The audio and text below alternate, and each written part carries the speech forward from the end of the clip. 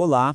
Neste tempo do Advento, que é um período tão especial de reflexão, de espera, a liturgia nos convida a olhar para uma das experiências mais humanas que existem, o cansaço da alma. Então hoje, a nossa conversa vai ser um mergulho nas Escrituras. A gente vai tentar descobrir juntos como é que a força infinita de Deus encontra a nossa fragilidade, sabe? E como ela oferece um descanso que é, de verdade, um descanso que dura.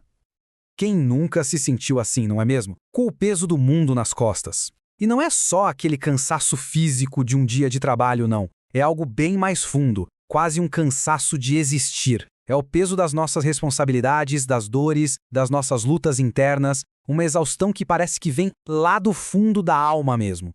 E o mais interessante é que esse sentimento não é nenhuma novidade. Na verdade, ele ecoa através dos séculos. Vamos fazer uma viagem no tempo, lá para o povo de Israel no exílio. Imagina só, eles se sentiam exaustos, totalmente desanimados, talvez até esquecidos por Deus. E aí eles fizeram uma pergunta que, bem no fundo, talvez muitos de nós já tenhamos feito em silêncio. Olha que forte isso! É o lamento de um povo. É o grito de um coração que se sente perdido, invisível. A sensação era de que as suas lutas, o seu destino, tudo tinha sido simplesmente ignorado por Deus. Essa passagem mostra o quão humano, o quão profundo é esse sentimento de estar sobrecarregado e, pior, se sentir sozinho nisso. Ok, mas e qual a resposta para esse desespero todo? É aí que entra o profeta Isaías. Em vez de focar no problema, ele faz um convite que muda tudo. Ele basicamente nos diz para a gente parar de olhar para o nosso próprio cansaço e começar a olhar para cima, para o poder do Criador. É uma mudança radical de perspectiva. Que convite poderoso! Isaías nos chama para contemplar o universo, sabe? Olhar para as estrelas que Deus conhece uma por uma pelo nome. A ideia central aqui é a gente entender a grandeza de Deus. Pensa bem, se ele consegue gerenciar a imensidão do cosmo, com certeza ele não se esqueceu de nós, um pontinho aqui embaixo. E aqui está o paradoxo que conforta a alma. A força gigantesca de Deus não o torna distante ou indiferente, muito pelo contrário. Ela é a garantia de que ele pode nos ajudar. O mesmo Deus que sustenta as galáxias é aquele que se inclina para dar força ao cansado e novo vigor para quem já não tem mais. A promessa de Isaías é muito clara. A nossa verdadeira renovação não vem dos nossos próprios esforços. Ela vem de esperar no Senhor. Isso significa confiar que aquele que nunca se cansa, que nunca se fatiga, é a fonte da nossa resistência. A nossa força, no fim das contas, não está em nós, mas nele. Agora a gente vai fazer uma transição.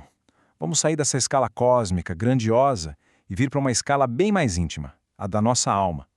E o Salmo responsorial de hoje serve como uma ponte perfeita. Ele mostra como esse poder imenso de Deus, que Isaías descreveu, se manifesta na nossa vida de um jeito muito pessoal, como misericórdia. O salmista aqui, ele detalha o que essa ação de Deus faz na prática. Não é um poder abstrato, é uma ação concreta. Ele perdoa, ele cura, ele resgata e nos coroa com amor. Para uma alma que está oprimida pela culpa ou por alguma ferida, esse salmo é um verdadeiro bálsamo. Ele confirma que a força de Deus é, acima de tudo, uma força que restaura. E essa jornada que a gente está fazendo pelas Escrituras nos leva agora ao ponto máximo, ao clímax no Evangelho. Aquele Deus majestoso de Isaías, o que cria as estrelas, agora se torna próximo, pessoal, acessível na pessoa de Jesus Cristo. O Criador se revela, enfim, como Redentor. Bom, chegamos ao convite mais direto e pessoal de toda a Bíblia. É a solução de Deus para o nosso cansaço. E note uma coisa, Jesus não diz resolvam seus problemas e depois venham. Não, ele diz venham a mim com todo o seu cansaço, com todo o seu fardo. A resposta para a exaustão não é uma fórmula, é uma pessoa. Agora, a gente chega num conceito que é chave para entender tudo isso: o jugo. Um jugo, naquela época, era uma peça de madeira usada para unir dois bois, por exemplo, para que eles pudessem puxar uma carga juntos, com a força dividida. Então, quando Jesus diz, tomai sobre vós o meu jugo, ele não está oferecendo mais um peso. Pelo contrário, ele está se oferecendo para entrar debaixo do nosso jugo para puxar a nossa carga junto com a gente, transformando todo o peso com a presença dele. E Jesus continua, aprendei de mim, que sou manso e humilde de coração. Isso aqui é crucial. Muitas vezes o nosso cansaço vem do orgulho, sabe? De querer controlar tudo, de confiar só nas nossas próprias forças. O descanso que Cristo oferece nasce da entrega, da confiança de filho, de abrir mão do controle e aprender a ser humilde. Certo, mas como é que a gente traz tudo isso para o nosso dia a dia? A liturgia não nos dá só uma teologia bonita, ela nos dá também um caminho prático. Vamos ver então como viver esse convite para o descanso de uma forma bem concreta. A gente pode resumir esse caminho em 3 passos bem práticos.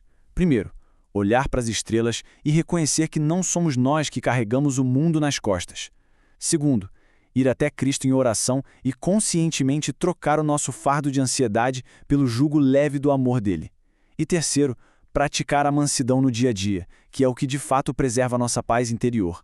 Olhando para essa comparação, a escolha que a gente tem fica bem clara, né? De um lado está o fardo da ansiedade, que a gente insiste em carregar sozinho e que nos esgota. E do outro, o jugo de amor de Cristo, que é compartilhado, que nasce da confiança e torna a jornada leve. A nossa paz interior depende dessa escolha. E vamos terminar com as palavras de uma oração, deixando que elas ecoem dentro de nós como um momento final de reflexão. Que neste tempo do advento, a gente consiga entregar todo o nosso cansaço e encontrar o verdadeiro descanso, lá no coração manso e humilde de Jesus.